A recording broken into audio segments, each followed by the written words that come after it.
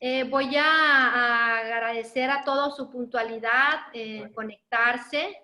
Y bueno, pues agradecer también al artista Melanie Smith por haber aceptado impartir esta charla casual entre la familia Marco. Voy a presentarla brevemente. Y voy a ponerle silencio, chicos, a todos para poder pues disfrutar de esta conferencia de una manera pues más agradable. Entonces, voy a empezar platicando un poquito de Melanie. Ella nació en Poole, Inglaterra. Ella estudió Bellas Artes en la Universidad de Reading, tiene una especialización en pintura, ha desarrollado una estética post-minimalista y viaja a México en 1989. Y bueno, pues gracias, Melanie, por tu tiempo, por compartir contigo tu experiencia. Sí, pues muchas gracias, y gracias a todos por acompañarme hoy en día. Pues va a ser un poco rara la experiencia, me ha tocado un par de estas cosas por Zoom y es un poco, pues extraña, ¿no? La experiencia de estar todos juntos, pero a la vez separados y a veces, bueno, sí veo algunas caras, pero no todos, o sea, veo muchos nombres en negro y el silencio, pero un poco, a veces es esta sensación que tiene uno de estar hablando al vacío, pero bueno, haré lo que pueda para describir un poco mi trabajo, la exposición, el permiso de todo el trabajo que hice con las dos curadoras, Tania Barson y Alejandra Labastida. Tania es inglesa, pero actualmente es la curadora en jefe de MACBA, un Museo de Arte Contemporáneo de Barcelona, y Alejandra Labastida es curadora asociada de MUAC en la Ciudad de México.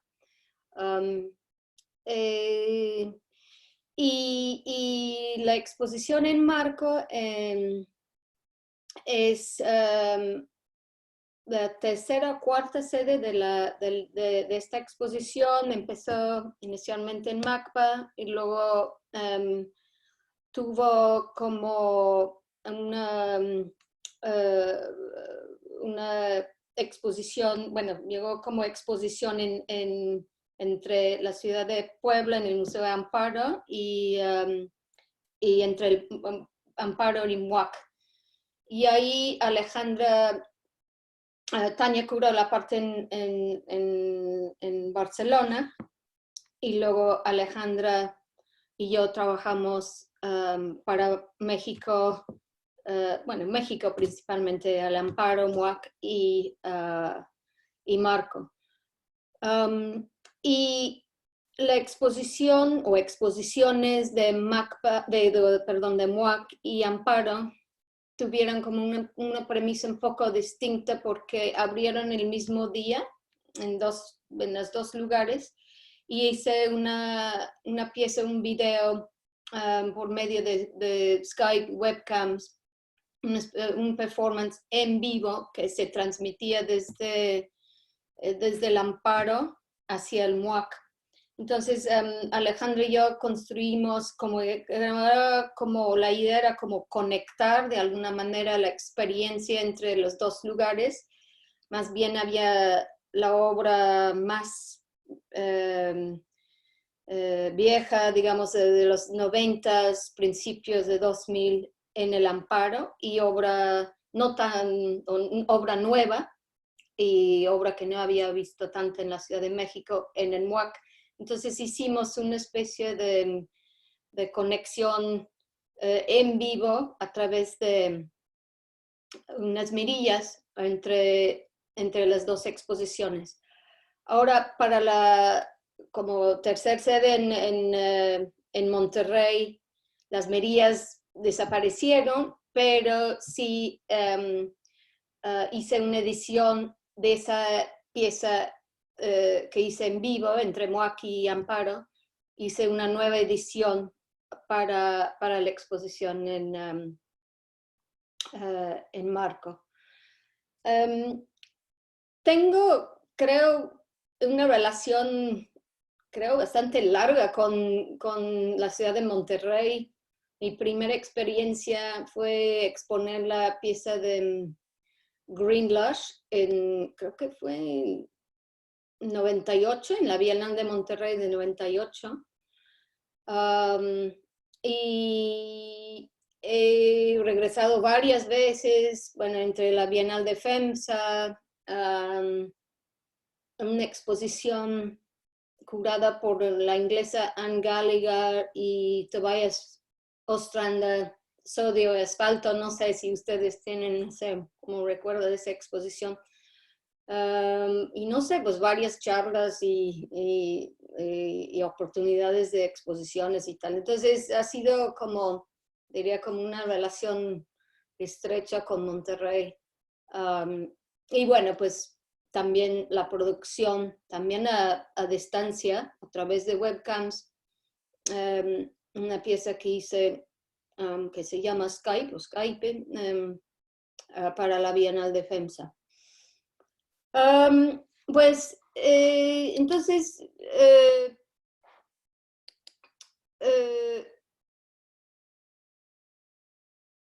creo que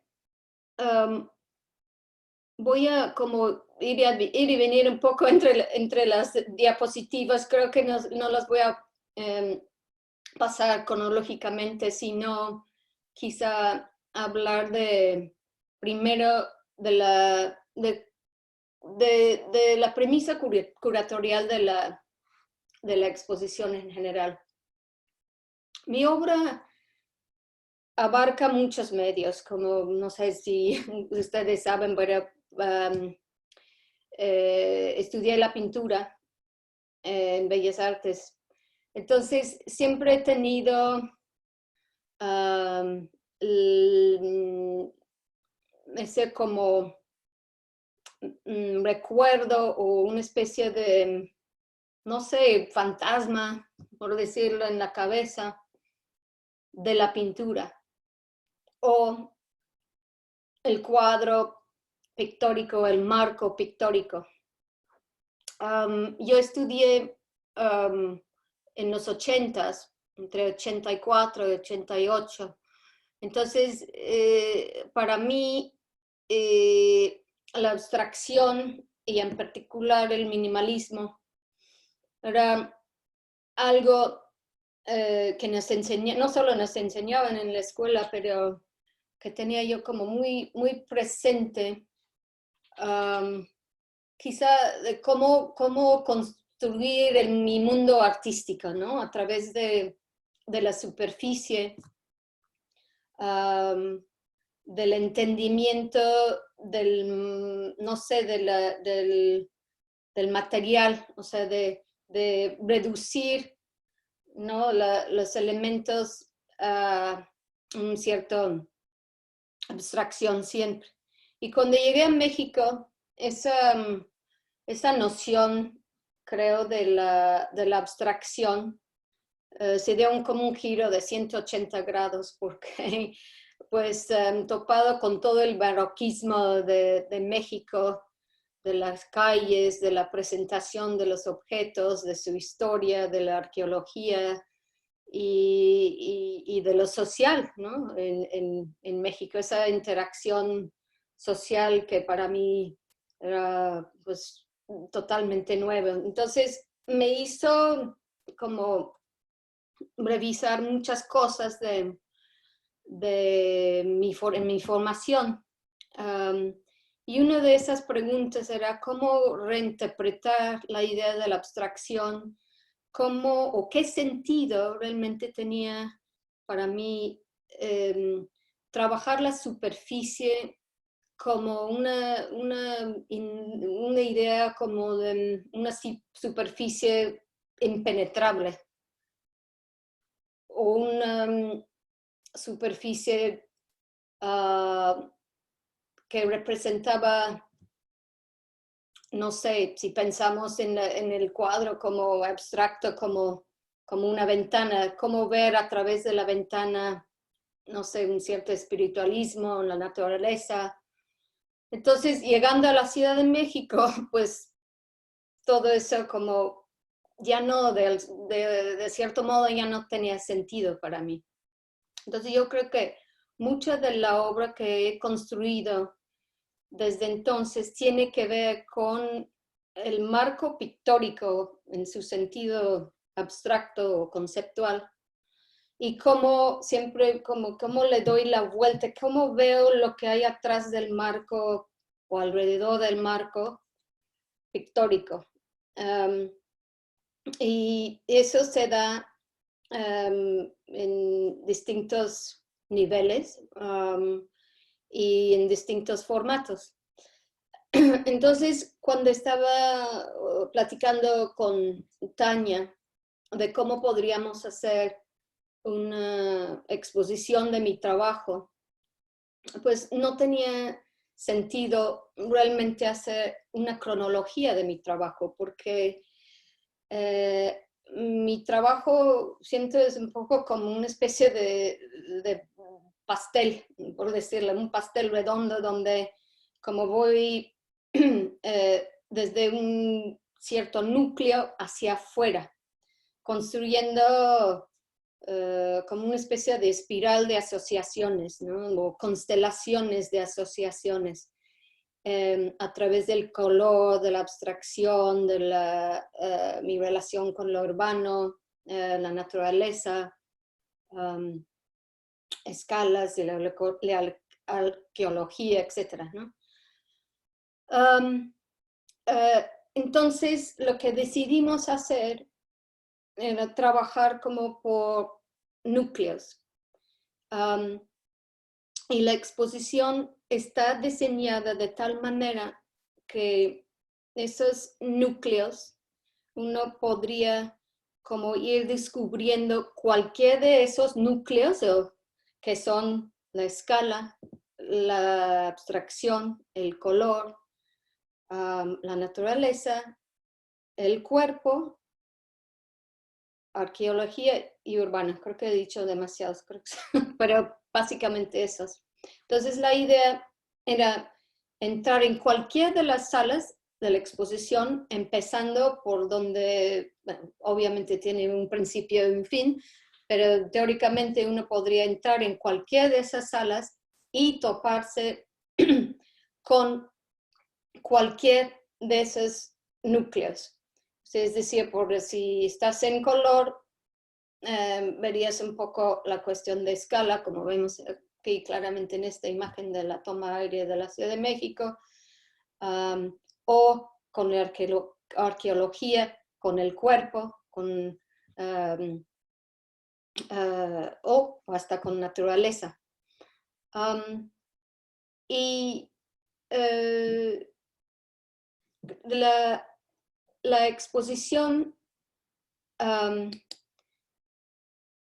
toma su nombre a partir de esta pieza, que de hecho sí, no mencioné esta pieza, pero esta pieza primero, o sea, hice por primera vez en Marco, ya ni recuerdo qué año, creo que fue 2002, 2003 o 2004. Y esta pieza, de cierto modo, describe muchas de las preocupaciones que tengo en mi trabajo. Es una especie de plataforma donde hay, creo que no hay imágenes aquí, pero hay como una especie de atrás y adelante, en donde el espectador puede ver atrás del escenario y también adelante del escenario. Sobre la plataforma hay una serie de pinturas que se relacionan, no sé si ven ahí unos audífonos que están colgados atrás de la plataforma, y hay una serie de diapositivas sobre teatro de los 70s, de cuerpos medio pues macabres, grotescas, reactuando ciertas escenas de un teatro de la izquierda de los 70s. Y creemos que es un teatro que se llama Show de Francis, que no sé si algunos de ustedes lo conocen, pero era como un teatro en el centro de la Ciudad de México, en la calle de Cuba, me parece, en los años 70, 80. Bueno, entonces hay una relación como muy, digamos, no lineal entre las pinturas, como les decía, están como toman ciertos motivos de lo que pasa en las diapositivas atrás. Y adelante en el monitor hay una chica que es una amiga, de hecho, una chica anglosajona que físicamente me parece a mí bastante, que está tomando una clase de baile con un cubano. Y la clase de baile dura como 1 hora y ella está muy torpemente tratando de aprender esos pasos y de los pasos de baile. Y él está fluyendo con la música y ella está tropezando, tratando de como si uno quisiera acercarse a una cultura ajena, pero lo hace como torpemente, que lo hace a través de, ella lo hace a través de instrucciones que no se aprenden de una, ¿no? Que se toma tiempo. Entonces, esta pieza, de cierto modo, creo que es una especie de descripción de toda la exposición, de cierto modo, porque siempre, bueno, que se llama farsa y artificio, y describe un poco esa como farsa o teatralidad de la política contra el artificio de la superficie. Y la superficie, como les decía, siempre ha sido como una preocupación mía. O sea, la materialidad o la artificialidad o la superficie en sí. También para mí describe una especie de afuera de campo, fuera de como una cierta saturación en en esta plataforma, que es que pura farsa, puro artificio de las dos cosas a la vez. Entonces creo que mucha de la exposición, y yo considero que esta pieza fue como muy clave o es muy clave en mi producción, porque muchas veces la suma de las partes no implica el entero. Y esa es como una noción como bastante gestalto para los que defienden, pero no siempre, sí, los componentes suman a un entero. Y creo que quizás es una forma de entender mi trabajo. Es un poco por una cierta indeterminación que quiero como llevar un poco el espectador por una cierta narrativa, una cierta experiencia a través del color, a través del sonido, de las imágenes, haciendo como una especie de instalación bastante teatral en todos los casos, pero a la vez ese escenario siempre está como puesto de una forma abierta o indeterminada, yo diría. Entonces, creo que la exposición en general trata de hacer o proponer una serie de escenarios bastante bizarros a veces, a través de una serie de experiencias que parezcan como sets, de alguna forma. Pero esos sets creo que sí, que te llevan por una continuidad y a la vez una descontinuidad. Por ejemplo, aquí esta imagen, eso es como, digamos, uno de los ejemplos en la exposición de la idea de esta pieza que están viendo, la imagen 3, que es la imagen 3, irreversible, ilegibilidad y inestabilidad. Este es, creo que sí lo tengo bien, en la tercera sala de la exposición de Marco. Y aquí hay una serie de fragmentos arqueológicos que hice con una restauradora, Frida Mateos. Y lo que hicimos fue una especie de taller entre 6, 7 individuos, donde hicimos muchas piezas a partir de libros e imágenes. Hicimos esta serie de como fragmentos basados en estas imágenes prehispánicos de objetos y tal. Luego los rompimos, o sea, los hicimos en barro, los horneamos y luego los rompimos. Y a partir de ahí hicimos una especie de, creo que eran como 3.000 moldes de piezas. Y estas piezas, bueno, en la pieza original, esta pieza tiene como 2 fases. La primera parte que hice en el Museo de Amparo en 2012,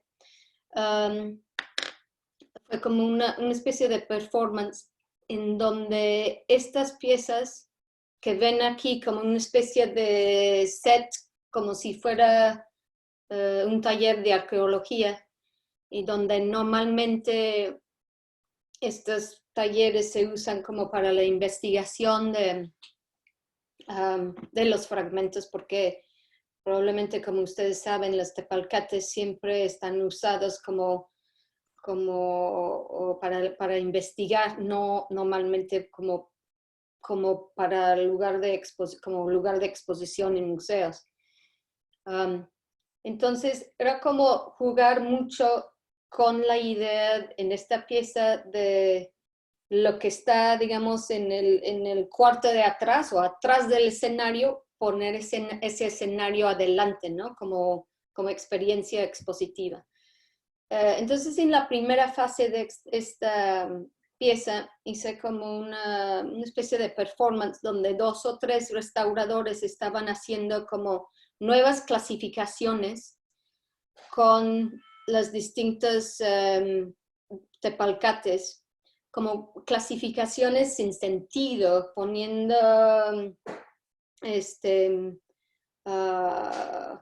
como haciendo como esculturas o conexiones muy extrañas entre estas piezas.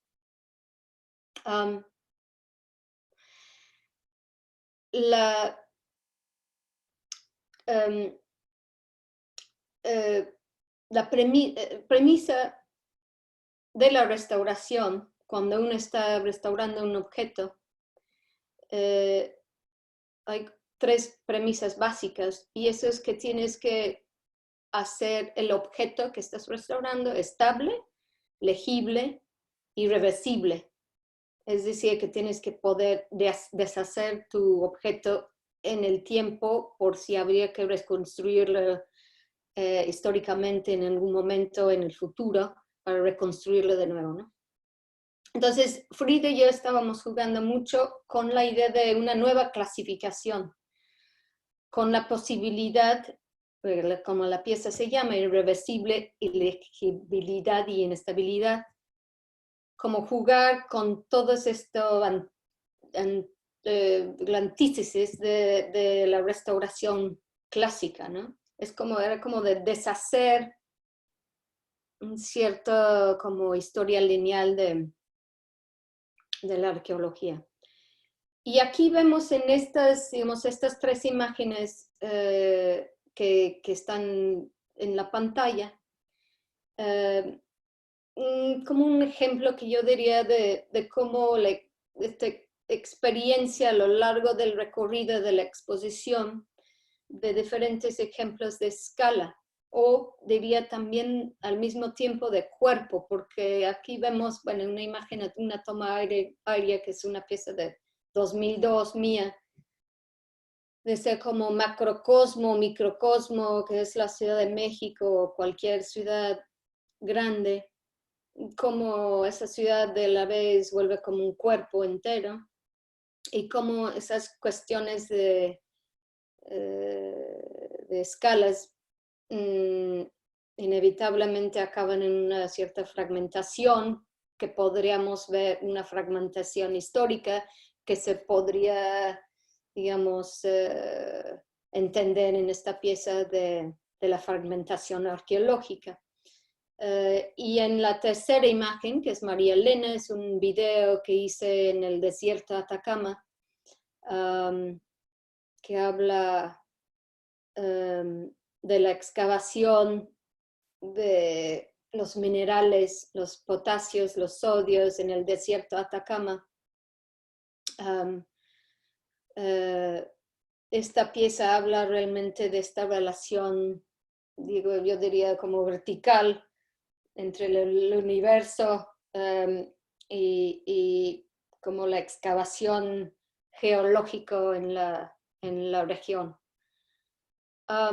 Entonces, eso es como nada más por describir realmente una especie de, un tipo de constelación o conexiones que yo, o Tania y yo, y luego Alejandro y yo concebimos en la exposición, una experiencia que era como un poco, o siento que es un poco de hacer un recorrido y a la vez entender de lo que viste al principio, cómo lo podrías relacionar a lo largo del recorrido de una forma distinta al final de la exposición. Aquí está esta exposición de este set, que para mí este como color, aquí por ejemplo hay un ejemplo de color, porque este color para mí es como muy de Ina, este como color, ¿cómo se llama? Venado, en la gama de colores de Comex lo describen como color venado, pero para mí lo asocio mucho con ese como color museo Ina, ¿no? Pero a la vez hay esta como ambigüedad siempre entre que si es real o no es real, ¿no? Es este como juego con el escenario siempre. Y algo que, perdón, se me olvidó describir aquí es esta relación, la reminiscencia siempre que tengo con la pintura, porque la vitrina lo cubrimos con una especie de, bueno, un plástico corriente, ¿no? de mercado. Lo doblamos como 2 veces para hacerlo translúcido.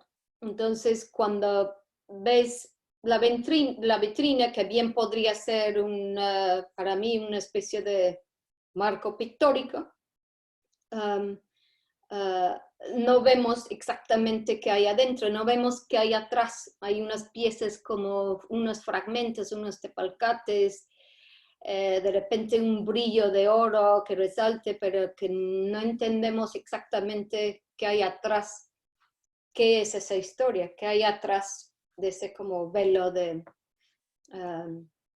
del marco del cuadro, ¿no? Estas fotos son muy locas. O sea, en realidad, cuando entras a este cuarto, que yo le llamo en el recorrido de la exposición, no es este color, está como muy exagerada esta foto, pero también es un ejemplo de un set o de estas como asociaciones o constelaciones que hago. En teoría esta sección de la exposición es en el núcleo del cuerpo. Entonces hay mucho de este color rosa. Pero a la vez hay cubos geométricos, hay un marco color rosa, hay una foto de otra pieza, de otra performance que hice en el 2017, 2018, de hecho junto con una invitación de Tayana en la tallera.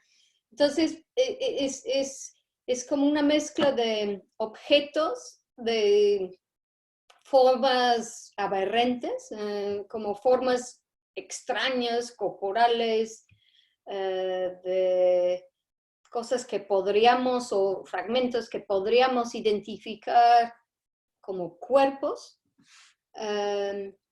Dentro de este cuarto, de tubos fluorescentes, que a la vez hacen del cuarto como un cuerpo. Entonces es como imaginar este cuarto como un cuerpo, que es un set, y a la vez ver estos fragmentos dentro del set.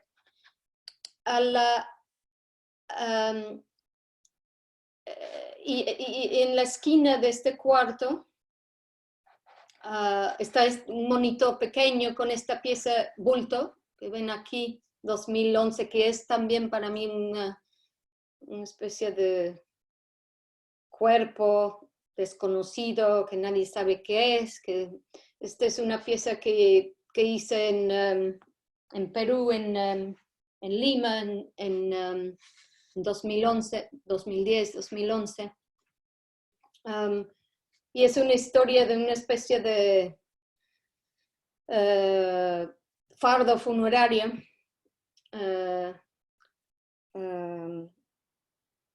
donde tradicionalmente las incas enterraban sus cuerpos y los envolvían en tela, en la tierra. Entonces,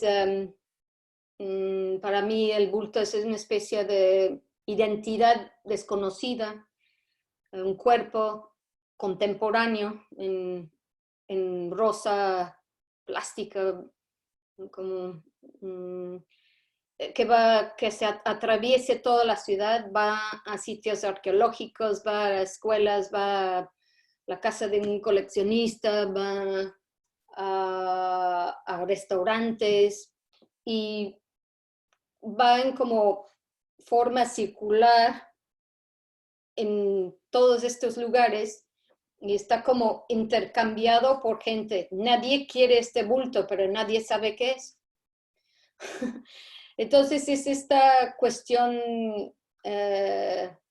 sin fin, circulatoria, de esta identidad en América Latina no resuelta. Yo siento que el bulto es una especie de fantasma de identidad no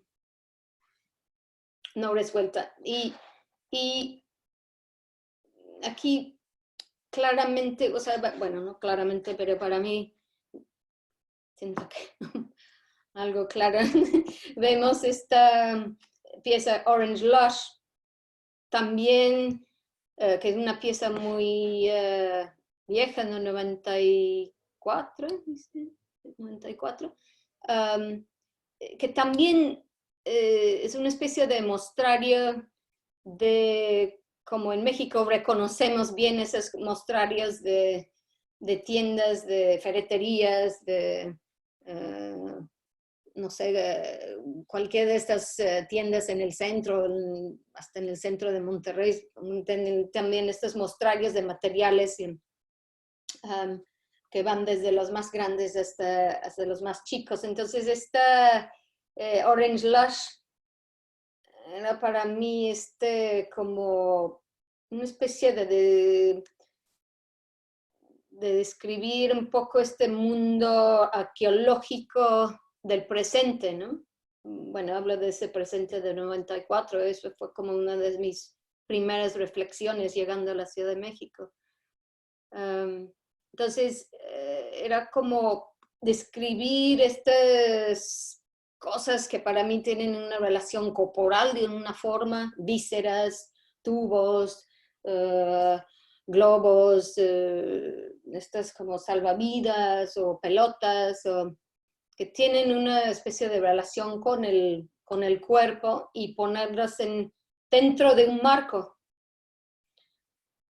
Pero a la vez están como saliendo del marco, apenas caben dentro del marco. Entonces esta como saturación que mismo vemos, digamos, en estas fotos de la Ciudad de México, donde todo está como a punto de salir, la extensión de la ciudad, el rectángulo, la retícula, también aquí lo vemos en el Orange Lush, ¿no?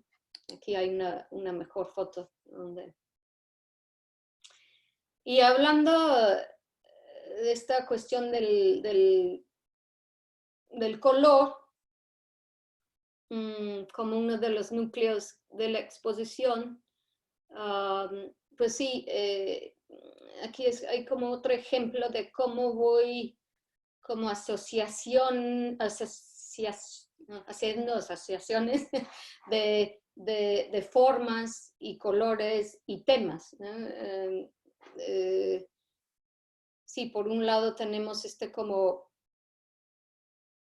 la naranja industrial, digamos, de la modernidad, y por el otro lado tenemos la naturaleza, el verde, pero a la vez estas pinturas están pintadas con pintura con aerógrafo, como un método bastante industrial, por decirlo. Entonces, hay siempre estos como quiebres y contradicciones en la obra, ¿no? Donde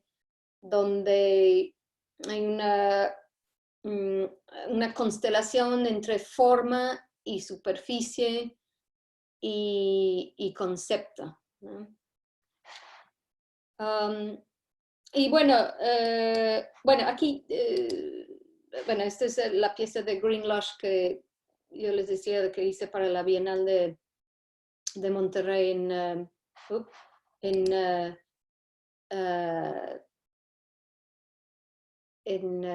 98, creo. También esta especie de contradicción de la naturaleza industrial, ¿no? Como estos materiales que evidentemente encontré en la Ciudad de México, en las tiendas del centro, como vuelven una especie de contradicción otra vez en el rectángulo, de como rectángulo que va como saturando y queriendo como romperse, ¿no?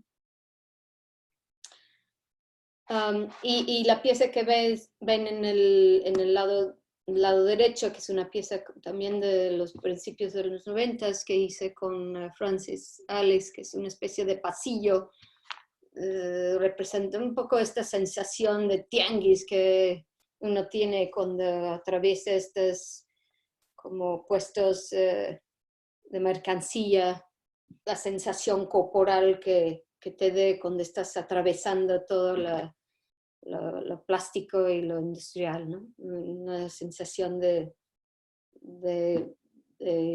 formas, una especie de adentro y afuera, ¿no?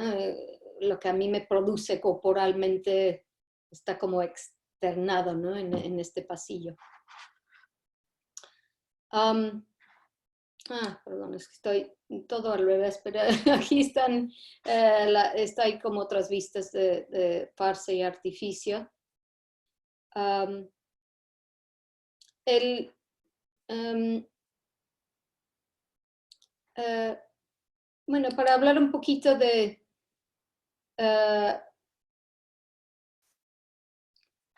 cómo ha sido aquí pues es raro cuando ves tu trabajo posteriormente, ¿no? Pero veo también claramente aquí como un set, ¿no? Una especie de puesta en escena. Estas son como la primera fase de una serie de trabajos que, bueno, a la izquierda está la pieza que hice entre el Moac y el Amparo, que es un tableau vivant,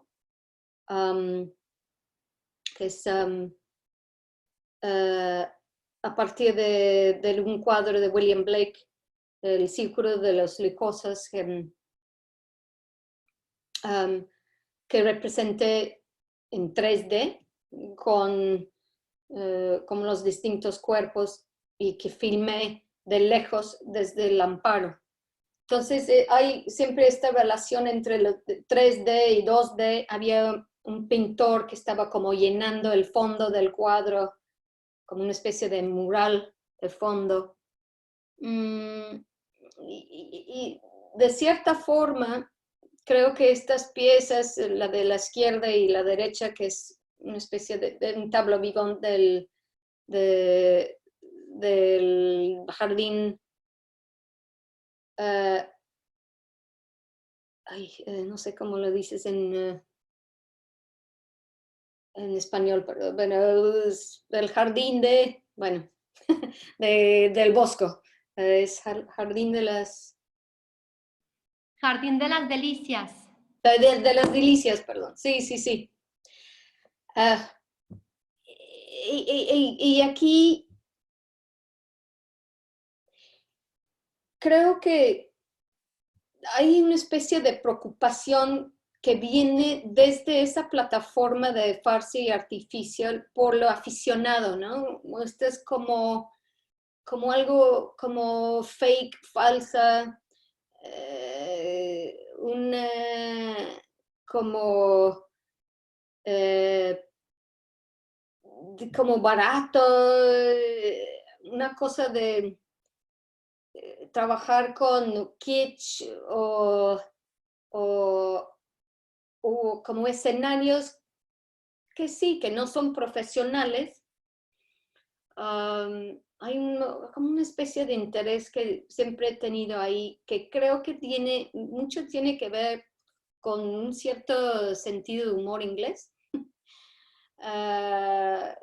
Parte yo creo que tiene que ver con la idea de lo grotesco, ¿no? Que comparten, por ejemplo, ese grupo de Monty Python, que siempre hay como un elemento de humor que atraviesa mi obra, ¿no? Es irónica, hay una especie de intento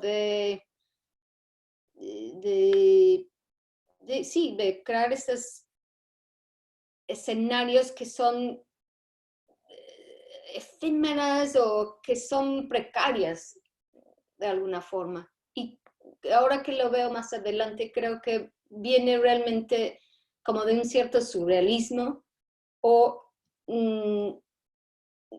sentido de humor inglés de como desbaratar siempre todo. Bueno, pues creo que he hablado bastante y no sé si eso ha dado un poco es difícil de dar aquí la idea de un recorrido de exposición, pero espero que les ha dado como una idea de los ciertos mecanismos o núcleos o formas en que yo concibo la obra, ¿no? Quizá si pasamos a unas preguntas o quizá resolvamos de otra forma, ¿no? Las inquietudes. Claro que sí. Bueno, pues muchas gracias por esta plática y bueno, si aquí algunas personas del público quieren hacer algún comentario, pueden anotar su nombre.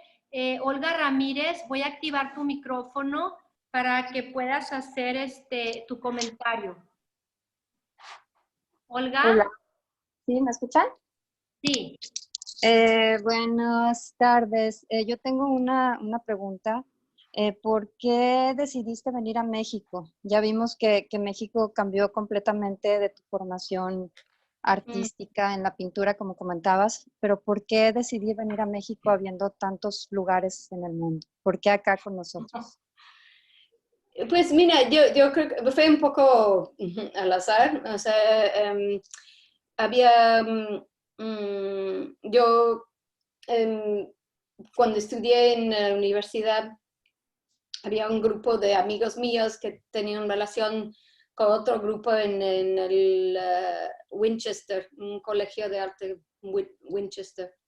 Entonces había alguien en ese grupo que quería siempre, su sueño había sido ir a México y,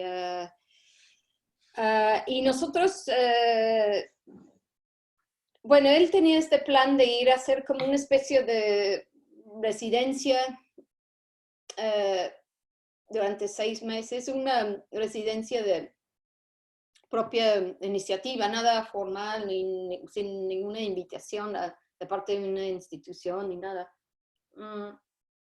Entonces, pues él quería venir y nosotros un poco seguimos ese plan, como un poco como borregos, ¿no? Y la verdad, como cuando llegué aquí,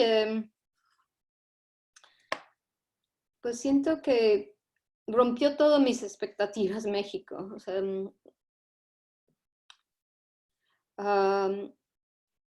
y, y, y lo encontré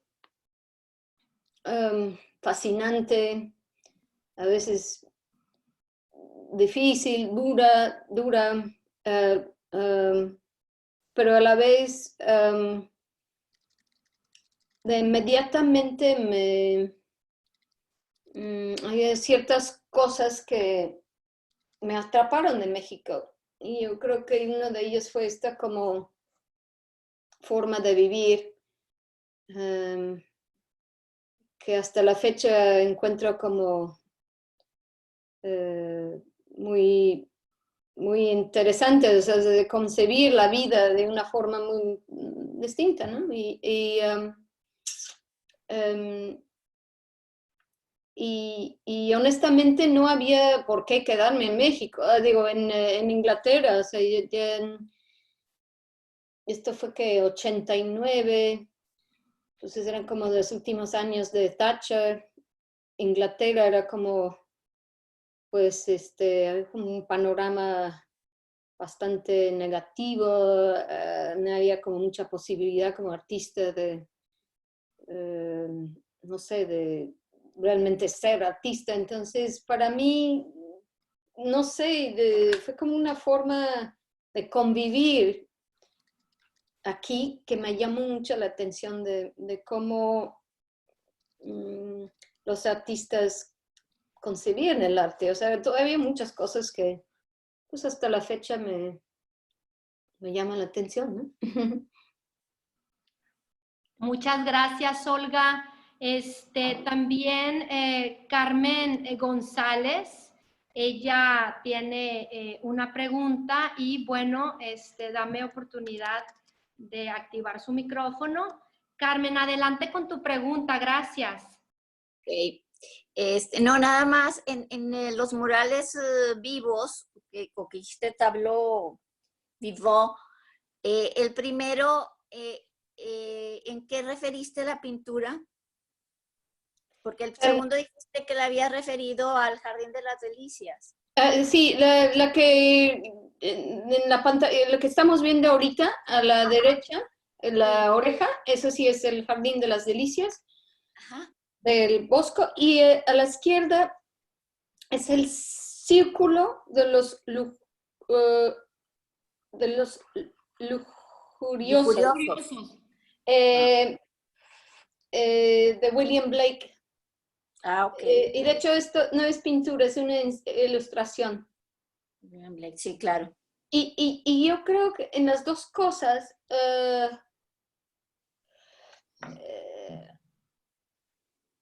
en los dos casos lo que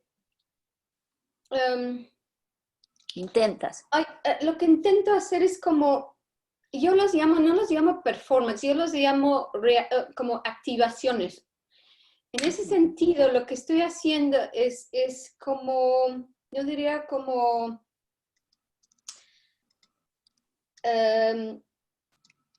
haciendo una especie de Interconexión. incisión, yo diría, como un agujero en la historia. De lo que, cómo podríamos de cierta forma interpretar esa imagen del siglo XVIII en nuestro presente. Entonces hay como una cierta como agujero o incisión que quiero, una especie de hilo que quiero, como donde quiero incidir en ese momento que era como el momento de la industrialización inglesa, de que era como Londres para Blake en ese momento, y cómo ese momento post-Brexit en que nos encontrábamos esto fue en 2019 que hice esta pieza, que éramos justo en ese como caos de Brexit. Hay una especie de tangente o estiramiento que quiero hacer en esas historias del pasado y el presente, ¿no? Y a la vez lo que están haciendo es como ninguno, o los cuerpos mueven muy poco. Una de las preocupaciones o una de las cosas que yo quería ver en estas o investigar en estas obras era la relación entre lo estático, que es el tableau vivant, ¿no? Esta como construcción con personajes o que toman ese rol de X personaje en la pintura sin moverse.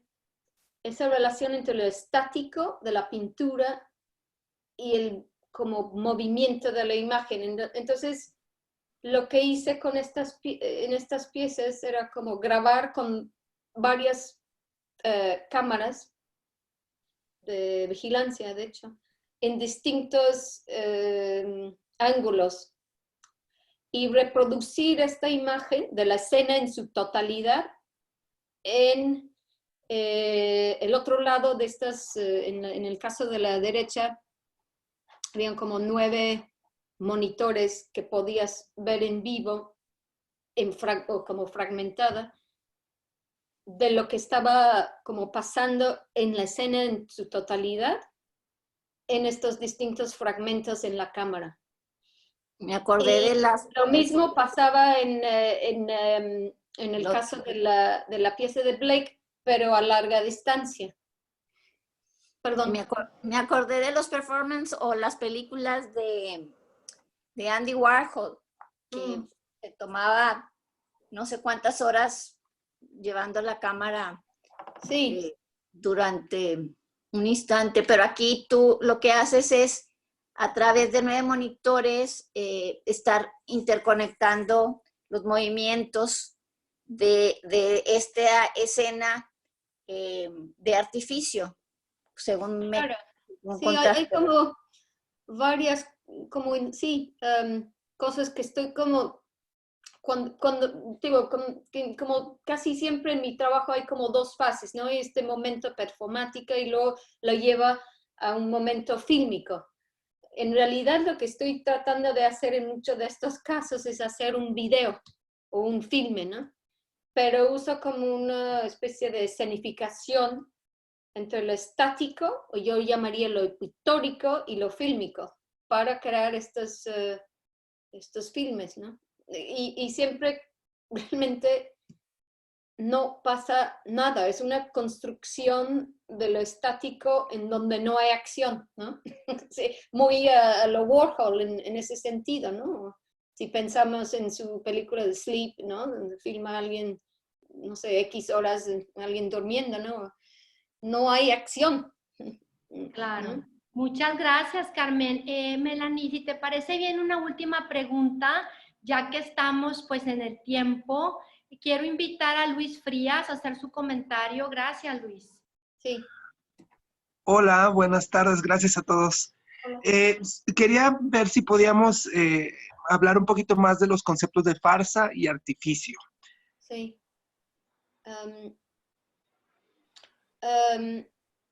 ¿Tienes una pregunta especial o solo...? Pues sí, o sea, pienso un poco en la transición, por ejemplo, de la pintura como un documento estático y cuando esto se empieza a activar a simulaciones, a puestas en escena. Entonces, ¿cuál es la diferencia entre la farsa, el artificio, su relación?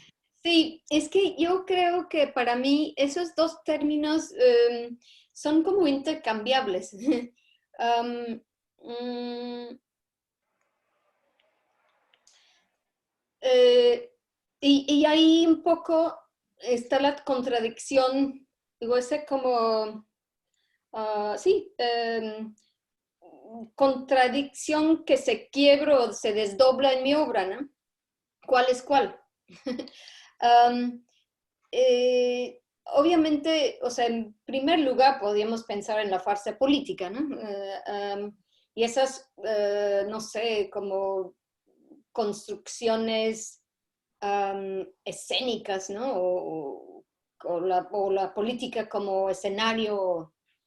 Um, y, y la y la superficie, ¿no? Como algo un poco más formal, ¿no? Artificio como, o podría ser desde como acto de crear el artificio, ¿no? O acto de el arte en sí, ¿no? Que es, en ese sentido todo es un artificio, ¿no? Pero yo en ese sentido había pensado más en primera instancia como el artificio como superficie, ¿no? O como la construcción de algo. Pero creo que eso es lo que justamente en donde hay como una especie de agujero en mi trabajo donde uno interpela o es intercambiable con el otro. No sé si te contesto, pero en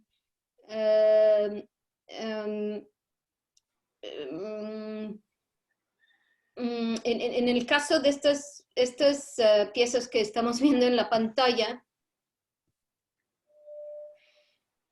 creo que sí, como especie de colapso, ¿no? Podría decirlo, entre la idea de construir algo que a la vez no está construyendo nada, en realidad no hay narrativa, no hay algo que es puro como pulso, es pura pulsión de cuerpos y materialidad y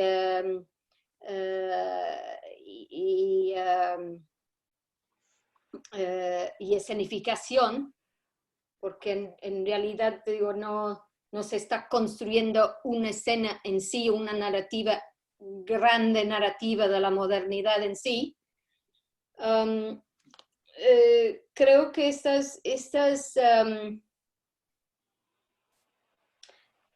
estos términos se confunden, ¿no? Sí. Sí, muchas ¿Qué gracias. pensabas tú? Bueno, es que me remite a una situación de poner en acción, precisamente, ¿no? O sea, de una imagen que como que te absorbe y te sugiere una lógica de organización que puede, pues, estar apegado a lo real, pero también puede como cuestionar lo real, ¿no? O sea, por ejemplo, pienso en estas imágenes, dices, a lo mejor no construye algo, pero al mismo tiempo hay como un acercamiento de investigación, donde ves la misma escena de varios lugares, donde se trata como con cierto deseo de realidad, ¿no? Entonces eso me gusta a mí mucho. Creo que en realidad mucho de mi obra, bueno, es como muy común esta palabra en el mundo de arte, no de pulsión, ¿no? Pero crea una especie de, sí, un cierto pulso de la superficie o el fragmento, y así construyo narrativas, no construyo a partir de las grandes narrativas, ¿me entiendes? O sea, construyo a partir de algo, como al revés, ¿no? Cuando Ajá. estoy, por ejemplo, haciendo un filme, un video o algo así, no trato de describir en sí un lugar como Gilitla o la Amazonia o el desierto Atacama, sino trato de relacionar una cierta vibración de las cosas a través de acercamientos. Describo al revés casi. Es como, no, cuando estoy filmando, por ejemplo, casi siempre quito el cielo o quito cualquier toma americana, por ejemplo, como Ajá. shot mediana. Trato de eliminar esas cosas. ¿Qué eso por qué? Porque eso es como lo que te da contexto. Y yo estoy como tratando de trabajar al revés, donde el contexto un poco desaparece, pero aprendemos un poco al revés, por decirlo, ¿no? Aprendemos por una cercanía, aprendemos, ¿no? Como a través de la vibración de una mano o la construcción, no sé, de la artificialidad de la oreja o un cuerpo que mueve tantito o vibra porque no puede mantenerse estático.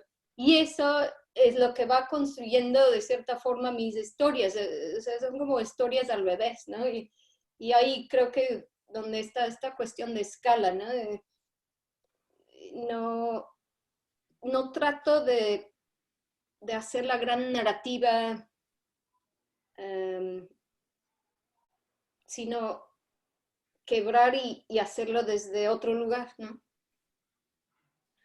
Pues muy bien, muchas gracias Luis por tu comentario. Melanie, me gustaría invitarte a poner la última slide para mostrarle aquí a los asistentes a esta charla virtual, a que en este momento en que en el museo pues tenemos cerrado por la contingencia las exposiciones, acabamos de publicar en nuestra página el recorrido virtual por la exposición de Melanie Smith. ¿Sí pueden recorrer la exposición, pueden ver los videos que ella comentó, sobre todo creo que el que mencionaste y describiste a la perfección de Farsa y Artificio, donde está, digamos, tu doble, ¿verdad, Melanie? Bailando con el artista cubano Noel Sabón, que radica aquí en nuestra ciudad. Ustedes pueden recorrer la exposición. Sí, Noel Sabón, creo que se llama el artista. Ah, ok. Uh-huh, uh-huh. Pues es en espera de que visiten nuestra exposición de formato virtual en la página del museo, en la pestaña Quédate en casa, tenemos el tour virtual de Melanie Smith y obviamente hacia el mes de agosto ya estaremos, esperemos que nuestras autoridades y todo esto pase, abriendo la exposición de forma presencial en el mes de agosto. Y bueno, Melanie nos acaba de comentar la nueva noticia que se extiende la exposición. Originalmente estaba contemplada para cerrar en el verano, pero se extiende hacia el mes de otoño. Entonces, pues también muchas gracias, Melanie, por darnos la oportunidad a los regios, aquí a todos los mexicanos, de ver tu exposición un mayor periodo de tiempo, una vez iniciada o abierto marco en el mes de agosto. Muchas gracias. Sí, de nada, pues gracias por acompañarme como en esta experiencia rara. Con una continuación de mi trabajo, yo creo, todo esto a larga distancia, pero pues gracias a todos y buen día. o buenas tardes. Muchas gracias. Para ustedes, buenas, ya tarde, ¿no? Ujú. Buenas tardes, chicos. Muchas gracias por su asistencia y les haremos enviar la liga de acceso al recorrido para que visiten la exposición. Y si alguna persona se perdió por alguna razón esta plática, le podemos compartir la liga de acceso. Nuevamente, Melanie, muchas gracias. Buenas tardes. Sí, buenas tardes. Gracias. Hasta luego.